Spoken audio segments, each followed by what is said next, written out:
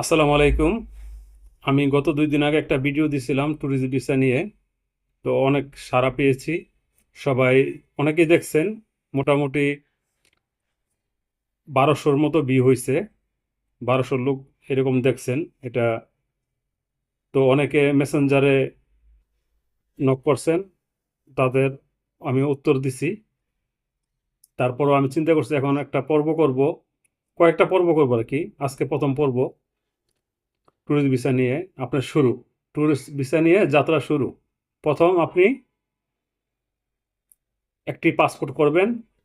আর যেদিন পাসপোর্ট করতে যাবেন ওই দিন আপনি খুব সাজুগুজু করে যাবেন, যাতে আপনার পাসপোর্টের ছবিটা সুন্দর হয়। এরপরে আপনি যে সিগনেচারটা দিবেন, সিগনেচারটাও যাতে সুন্দর হয়। সিগনেচারটা সুন্দর হয় এই দিকেও খেয়াল রাখবেন। আচ্ছা, পাসপোর্টটা হয়ে গেলে আপনি ব্যাংকে যাবেন।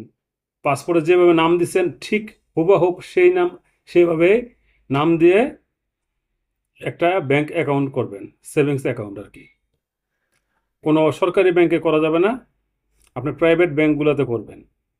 যেমন bank Asia, BRAC bank, Jamuna bank, ECB bank, national bank, standard chartered bank, এরপরে সাউথ ইস্ট ব্যাংক, এরকম অনেক ব্যাংক আছে প্রাইভেট ব্যাংকগুলো আর কি। এগুলোতে আপনি অ্যাকাউন্ট করবেন। আর অ্যাকাউন্ট করার পরে আপনি কার্ড চাইবেন। কার্ড চাইবেন, বলবেন যে আমাকে একটা কার্ড দিবেন।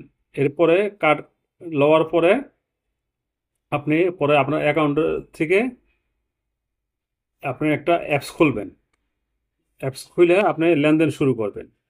যদি আপনার কাছে টাকা পয়সা কিছু থাকে, অল্প থাক সমস্যা নেই, আপনি অল্পই জমা রাখবেন ব্যাংকে। পরে এই ব্যাংক থেকেই এই দেখা গেছে কেউ বিকাশে টাকা দিলেন, ওই অ্যাপস যে খুলবেন এই অ্যাপসের থেকে আপনি বিকাশে টাকা দিবেন, রিচার্জ করবেন। এখন বর্তমানে আপনার কি বলে ওই যে অনেক কিছু বিদ্যুৎ বিল হইতে অনেক কিছু বিল ঠিল এগুলা এর ইয়ে অ্যাপসের মাধ্যমে দেওয়া যায়। তো ওইটা যদি আপনি অ্যাপসের মাধ্যমে দেন আপনার একটা লেনদেন শুরু হইল। তো অনেক দেশেই প্রথমত 6 মাসের ব্যাংক স্টেটমেন্ট চায়। আর কত ব্যাংকে, কত দেশে আপনি করলে আবেদন করলে 3 মাসের ব্যাংক স্টেটমেন্ট চায়। তো যাই হোক, আপনি শুরু করেন। শুরু করলে আপনি সফল হবেন ইনশাল্লাহ। আর কোনো কিছু প্রয়োজন হলে আমি তো আছি, আমাকে ফোন দিবেন। যতটুকু পারে আমি আপনাদের সহযোগিতা করব, সাহায্য করব। আর আমি আরও কিছু পর্ব করব। আজকে এটা প্রথম পর্ব, ভিডিওটা বেশি বড় করব না। আপনারা শুরু করেন। আর যদি আমার এই কথাগুলো মনে করেন যে আরও দু একজনের কাজে আসবে, প্রয়োজনে শেয়ার করে দিতে পারেন। তো আজকে এই পর্যন্তই। আমি এরপর আরও পর্ব করব যাতে আপনাদের বুঝতে আরও সুবিধা হয়।